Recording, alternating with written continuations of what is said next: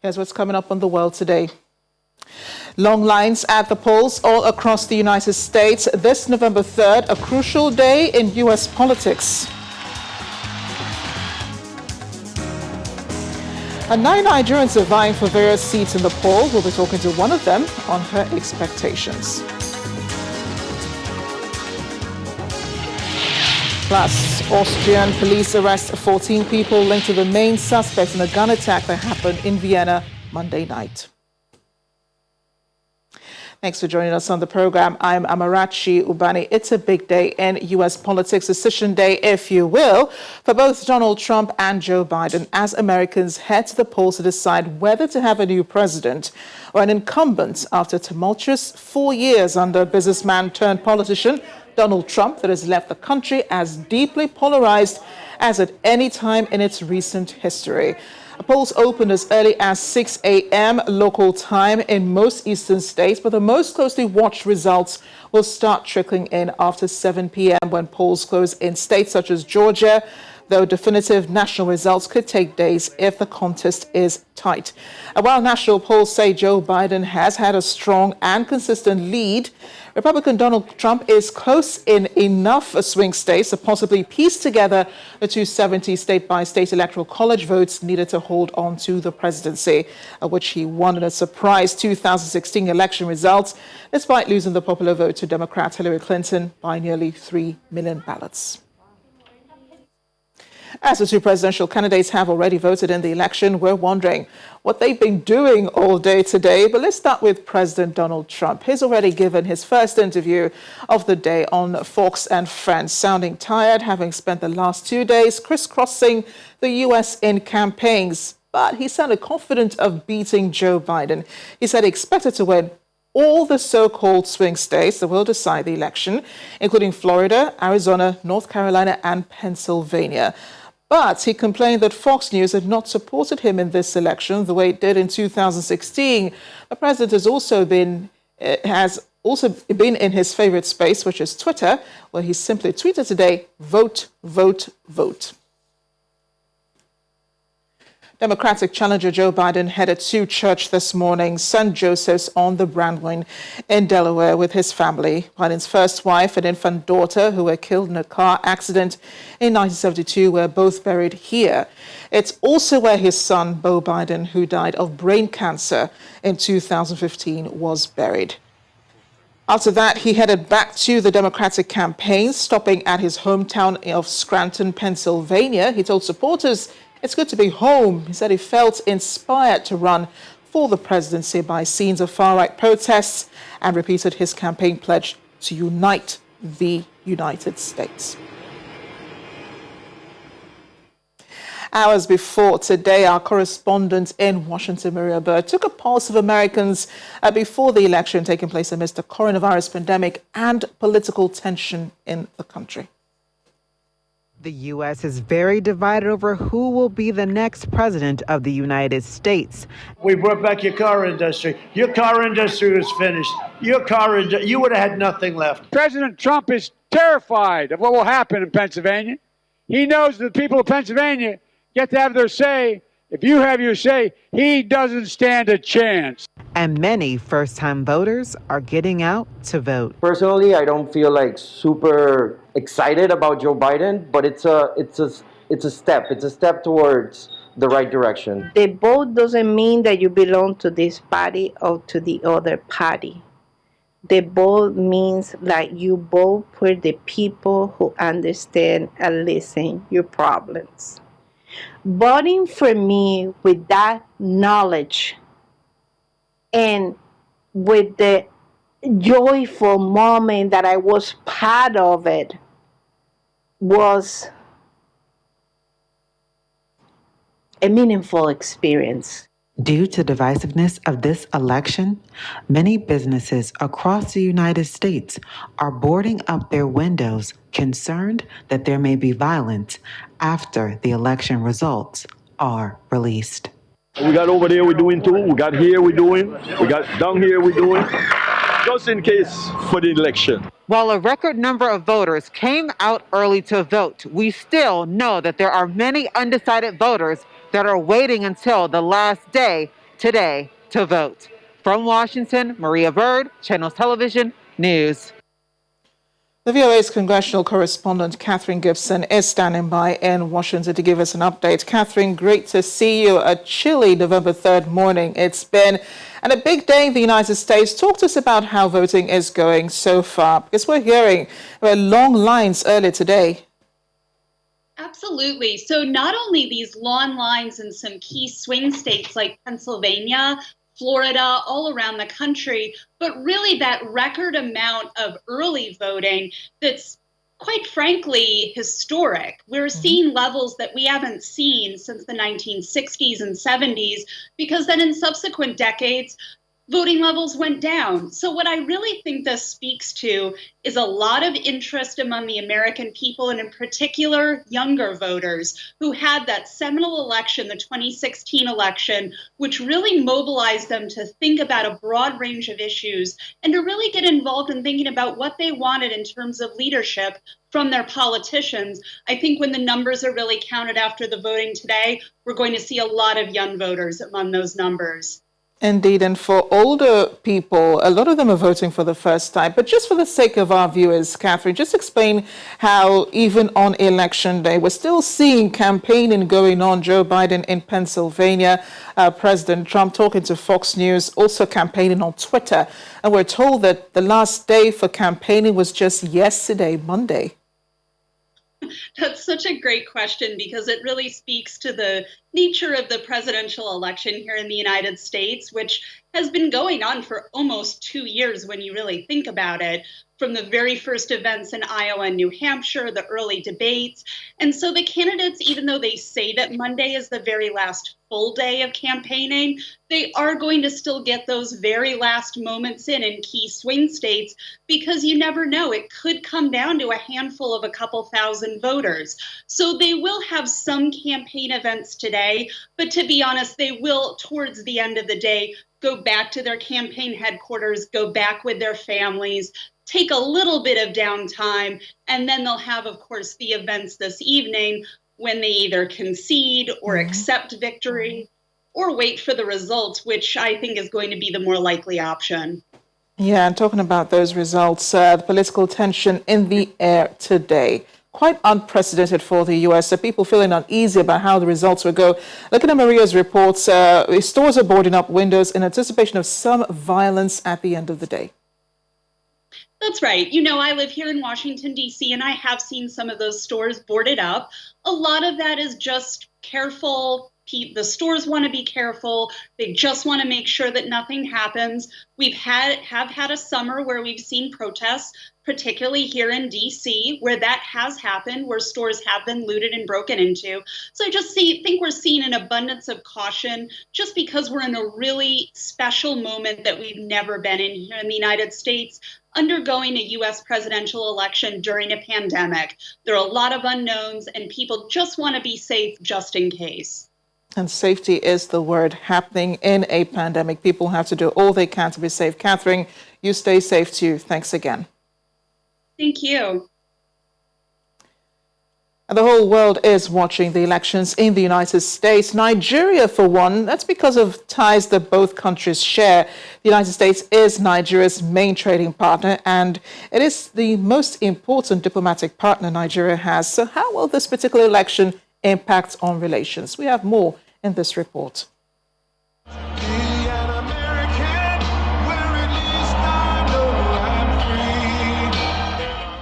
And if I don't sound like a typical Washington politician, it's because, thank you, I'm not a politician, thank you. If I don't always play by the rules of Washington and the Washington establishment, it's because I was elected to fight for you, and I fight for you harder than anyone has ever fought for you before.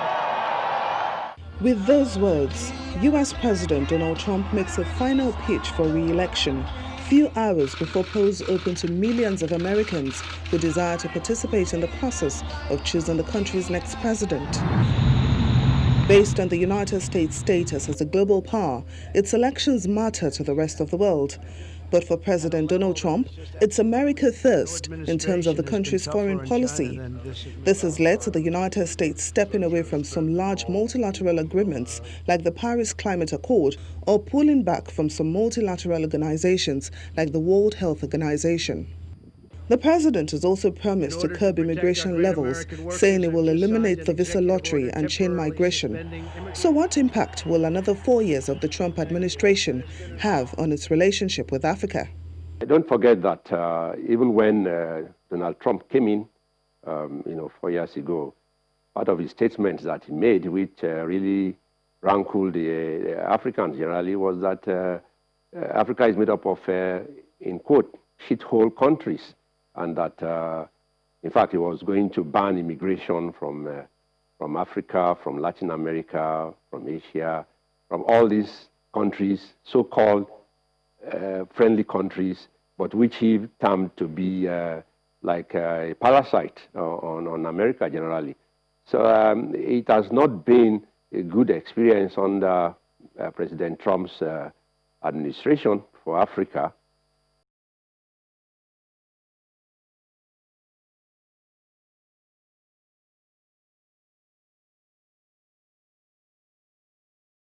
Wednesday's election is a battle for the soul of America. We've been through a lot in this country since we announced. America's facing a confluence of crises unlike anything in living memory. We're still in the battle for the soul of America. According to Brian McKeown, a Biden foreign policy advisor, if the Democrat wins the election, on his first day in office, he will get on the phone to key allies and say that America is back and America has your back. Mr. Biden has been lambasting, so to say, President Trump's foreign policy across the border. That means whether it's with Europe, whether it's with Asia, whether it's with Latin America, whether it's with Africa. So I then tend to see that Mr. Biden, if he becomes president, has seen that there's been a lot of damage done by Mr. Trump's foreign policy. And I think his first means will be to say, let me try and correct this. Any government, its job is to put the interest of its country and its people first. But I think it's in the manner in which you do it. When you look at some of the immigration policies under the Trump administration, were not favorable to Africans. For now, the whole world is watching and waiting to know who will emerge winner. Until then, people can only speculate on what America's foreign policy towards Africa will be like over the next 4 years. There are at least 9 Nigerian Americans in this election running at federal, state and local levels. Oye Owolewa, who holds a Doctor of Philosophy in Pharmacy, is contested to represent the District of Columbia. Esther Agbaje is seeking to represent District 59B in the Minnesota House of Representatives. You also have Yemi Faleti, Adewumi Kuforeji, Paul Akinjo, April Ademiluyi, Ngozi Akubwike, and Benjamin Osemenam, all of them vying for different offices in the United States. We have joining us now Dr. Nelson Aluya. He's a chairman, Association of Nigerian Physicians in the Americas, and is also president, Nigerian America Public Affairs Committee. He joins us from New Jersey. Esther Agbaje is also joining us from Minnesota. She is seeking to represent District 59B in the Minnesota House of Representatives. Thank you both for joining me today. This is a pretty interesting day, I think, for Nigerians in diaspora and for Nigerians here, knowing that you're also vying for office. It's first time for you, Esther. Why are you running for office? Thank you so much for the opportunity to be here.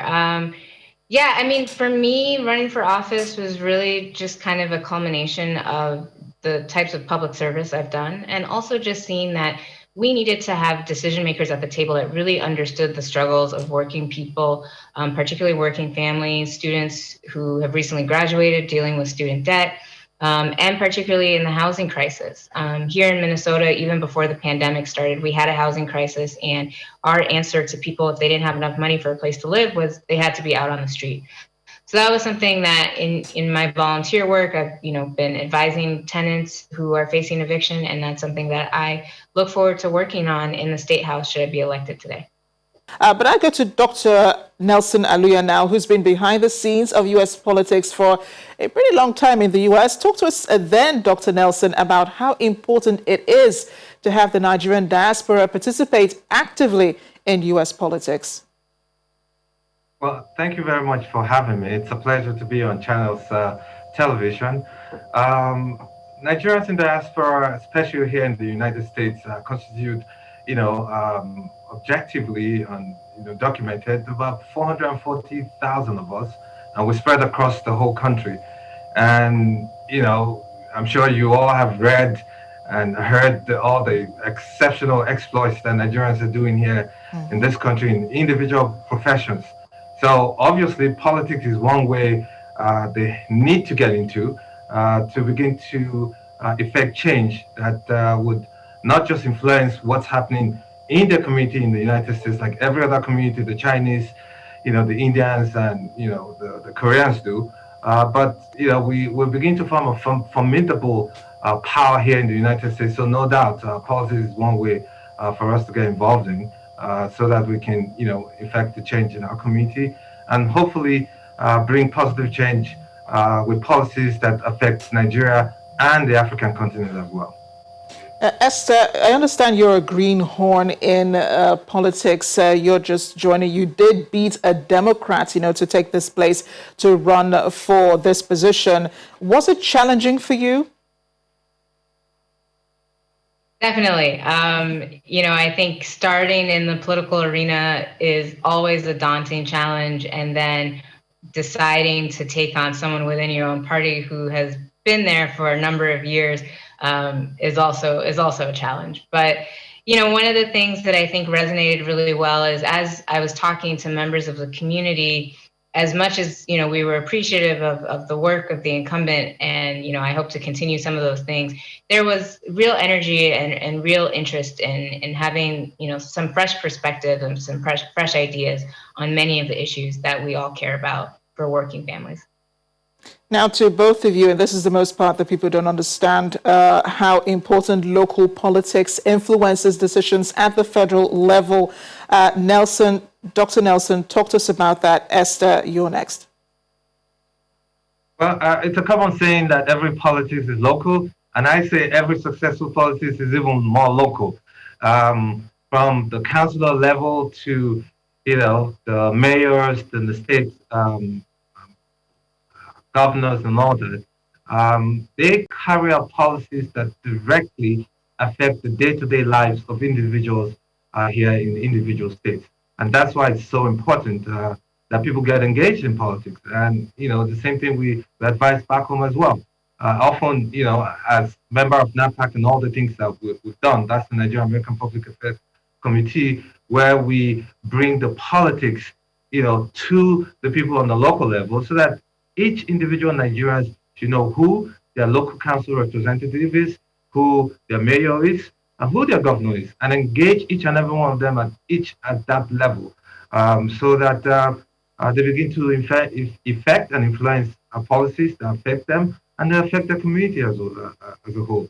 So it's imperative that local politics they get engaged, and that's what we're doing right now. And NAPAC has done a tremendous amount of work under my leadership, pulling this together, where we put a coalition of Nigerian Americans who are running for office. You have Miss Esther here, who's an amazing young lady who's running for office right now, and the other names you called, Oye Wola, Olowa, Owolawa, Yinka, Foleti, Yemi Farousi, and everybody else. And a few other ones who would run as well. Gabe Okoye, who ran earlier on in the year for Senate in Georgia, and all that. So it's important that we get engaged.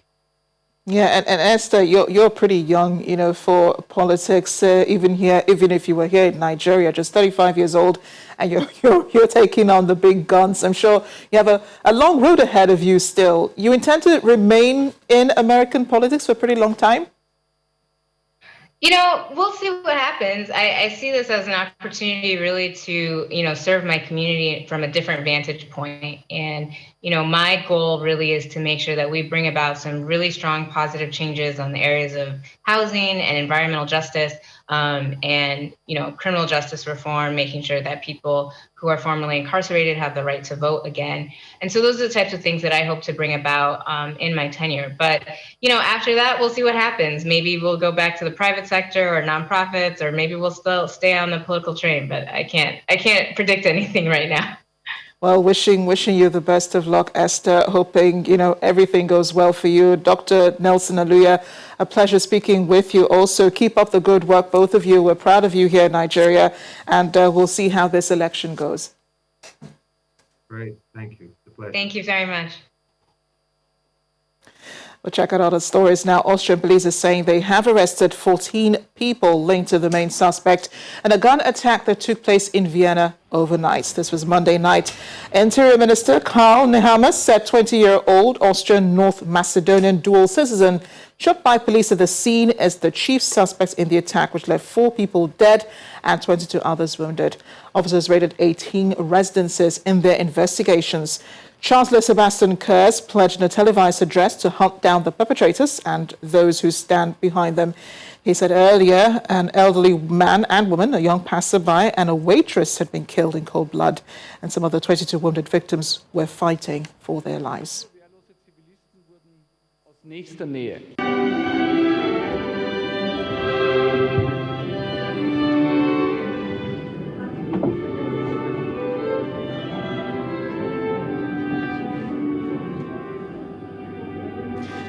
So this is a pretty unique situation. If you ever watched the Titanic, you might, feel some semblance with this video. It's an eyewitness video by a Twitter user @BarbaraLovette4 showing members of the Vienna Strassoponchester playing at the Vienna Opera House, just keeping people occupied after an attack in the Austrian capital on Monday. They were all in there enjoying the music, not quite oblivious to what was going on outside, but a witness said the opera's director told spectators not to leave the building and that there had been an attack, adding that people were calm. Just like it happened in the Titanic, the quartet playing while the ship sunk.